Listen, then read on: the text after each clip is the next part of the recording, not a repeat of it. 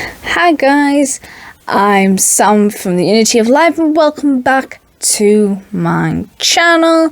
And today we're going to still be looking at animals, but we're going to be moving on to look at zoo animals in particular.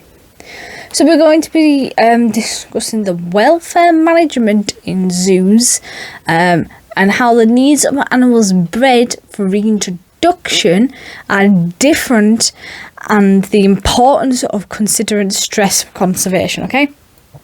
And the reason I want to go through all of this is that we are going to be looking at some very controversial zoos that don't always do very good things, because zoos are one of those things that I personally sit on the fence with, okay, and I'm going to explain why that is. Because some zoos don't do what they are meant to do. They don't really breed the animals are abused. There was one in in Cumbria, South Cumbria, and the animals there, they were emaciated and they were left to just in horrendous conditions. They didn't really have water, they weren't getting fed, and they were left in, they didn't have shelter. So it was a really hot summer's day like it is today, because if you aren't aware, these videos are being pre-recorded, so they were, most of them, well, some of them, well, this one certainly was recorded in July of 2021. So, you know, it's summer, it's red hot. I'm not kidding you, this shed is like a little sauna right now. Anyway, and Born Free have recently done a report that said that zoos aren't really good. They don't want elephants, for example, to live in the UK zoos. They want that to be banned because they're highly intelligent and their needs aren't being met in the zoo, and zoos aren't really breeding the animals that they need to breed, and when they do breed them, they're not reintroducing them back into the wild, which is the whole point of conservation, is to get these animals straight back into the wild and get their numbers up.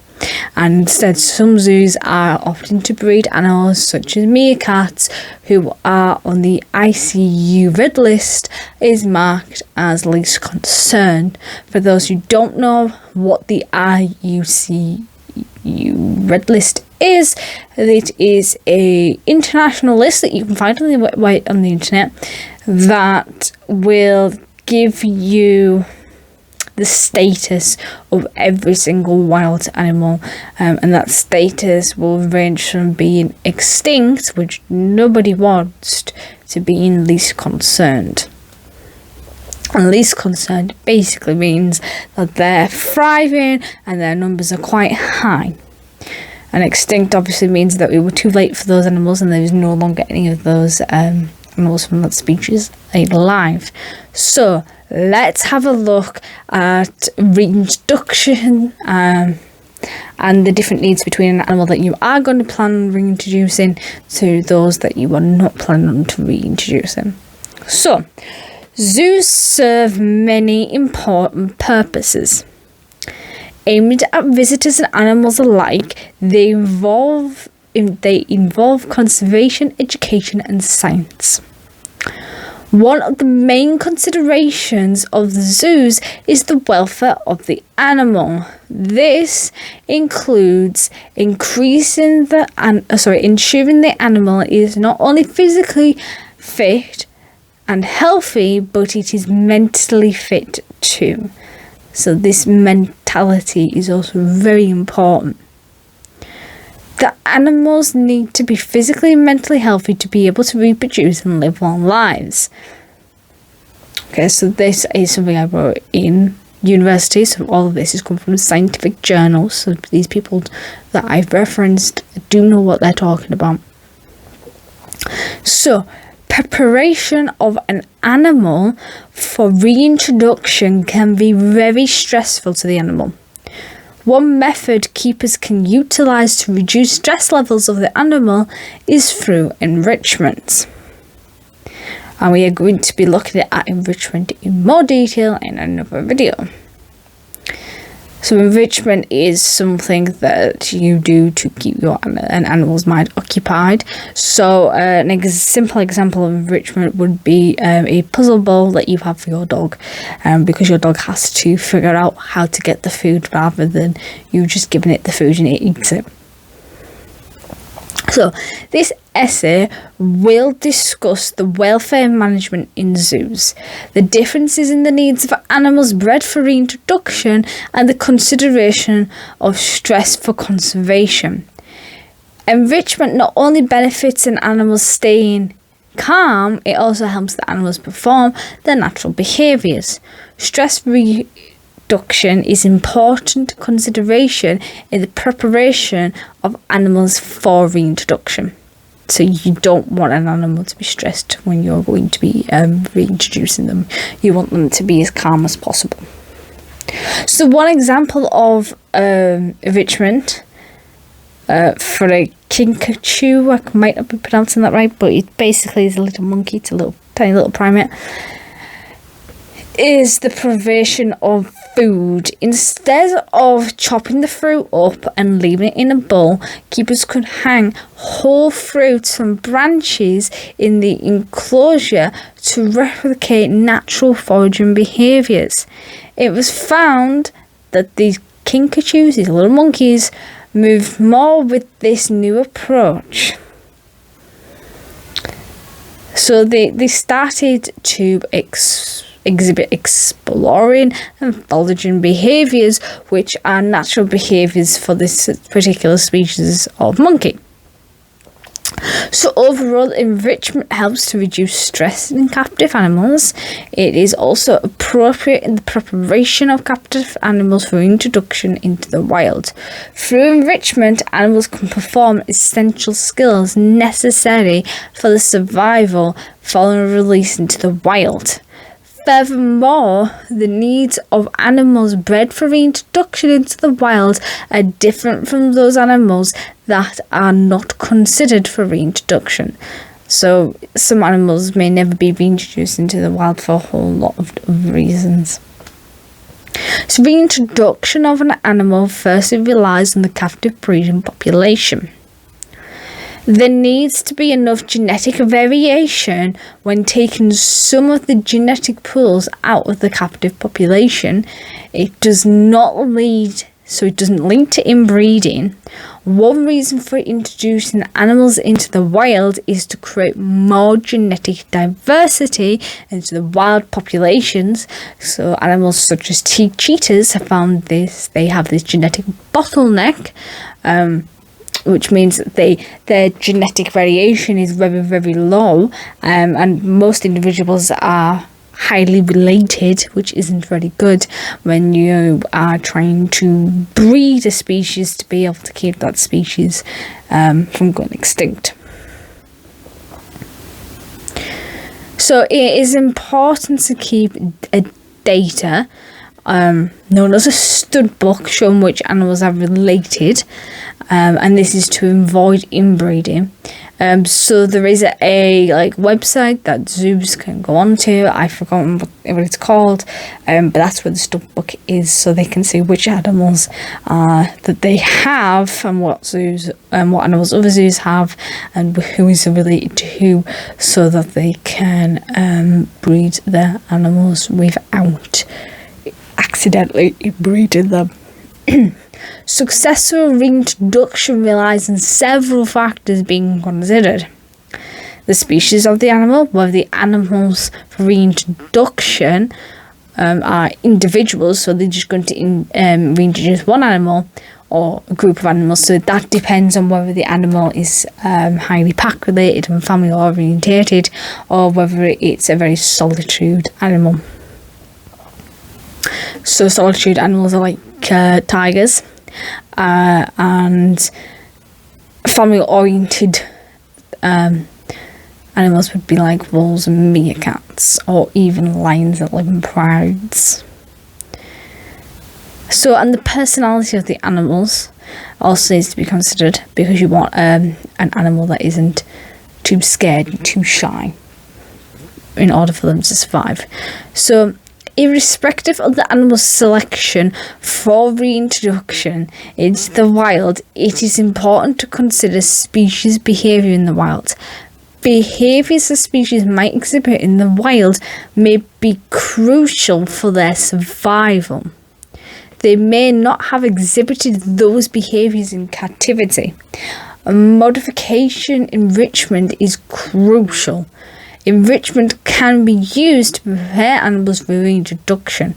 Enrichment will differ for animals not considered appropriate for reintroduction, because they don't need to learn how to hunt and survive in the wild, because they're not going back into the wild. So the same survival skills are not needed. Enrichment is required for stimulation and encouraging healthy brain activity. Historically, it has been observed that many of the captive bred animals reintroduced into the wild had low survival rates. The poor survival rates were mainly attributed to the animals starving to death because they didn't have the skills and the resources to be able to find or identify what their food resource was. Some prey animals were not familiar with what their natural predators sounded or looked like. Thus, they were easy targets for predators. Additionally, some died of disease as their immune systems were not adequate to fight off certain diseases. So, in innovative, I might not be pronouncing that correctly, or enrichment, some type of enrichment to solve these survival problems may involve introducing prey animals selected for reintroduction to their predator sounds, the smells and the aesthetics. In such circumstances, cardboard cutouts would be utilised, Bluetooth speakers for the audio, and fur or feces from relative predators to be put into the enclosure. And hopefully the prey animals should be scared of them. You can also rattle the cardboard cut out as well to make it as it look like it's alive. Through enrichment, animals can learn how to find their food and identify what it looks like in the wild. Animals can also be vaccinated by vet against diseases before release to help protect their immune systems. Because when you're born into the wild, your immune system will be attacked from all sorts of things that are natural for you to be diseases that are natural to you in the wild. But when you're in captivity, you won't come across these, so your immune system it's not brilliant and it's compromised. A major concept that can affect the immune system of animals is stress. Stress has been known to weaken the immune system, which you'll know from yourself. If an animal is exposed to a stressful situation for a long period, a weakened immune system can make the animal vulnerable to disease, which can have serious consequences for the animal, which is what you don't want, because you want it to survive in the wild to the point that it reproduces in the wild. Stress is an important aspect conservationists need to consider before an animal is reintroduced into the wild. Stress can have a huge impact on the animal. Okay, especially when it comes to the reintroduction of an animal, it is important to understand what might cause the individual animal to feel stressed. Stress may be a reaction to a real or perceived danger, a traumatic event, and it is a natural defense against predators and danger. So this fight or flight response is caused by stress. So many animals die during reintroduction process. Although conservationists have considered possible causes of stress, little is known about which part of the reintroduction procedure is actually the most stressful for the animal. Every species is different and may have different stress factors. For example, do some animals have seasonal stresses? So for animals known to have seasonal stresses, reintroduction may need to be adjusted to a season less stressful for the animal. So seasonal stress would be something like when animals in Africa, they migrate. You'll all have heard of the Great African Migration, and this is where we get a lot of prey animals moving across the African plains to find more food and water resources. And you will have seen a lot of documentary stuff, especially in David Attenborough's type things. You'll see the zebras, they go across these crocodile-infested rivers, and some of them do get eaten by crocodiles. So that's obviously a very stressful time for them. So if you're going to reintroduce a zebra, for example, then you wouldn't do it during the Great Migration. So